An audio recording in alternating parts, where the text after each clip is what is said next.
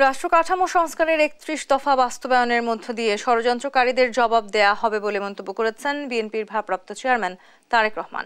বুধবার টাঙ্গাইল জেলা, গাজীপুর মহানগর ও নারায়ণগঞ্জ মহানগর বিএনপির প্রশিক্ষণ কর্মশালায় ভার্চুয়াল বক্তব্যে তিনি এই কথা বলেন। এ সময় বিদেশি প্রভুদের খুশি করতে আওয়ামী লীগ সরকার দেশকে ধ্বংস করেছে বলে অভিযোগ করেন তারেক রহমান।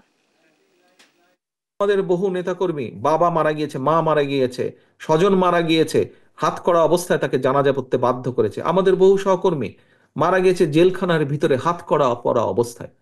নিশ্চয়ই আপনাদের সেগুলো মনে আছে।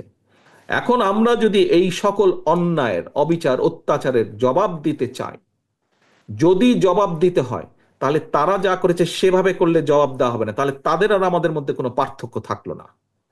সে অধম বলে কি আমরাও অধম হব নাকি? আমাদেরকে যদি জবাব দিতে হয়, আমাদের ৩১ দফা যদি আমরা সফল করতে পারি, তাহলেই জবাব দেওয়া হবে।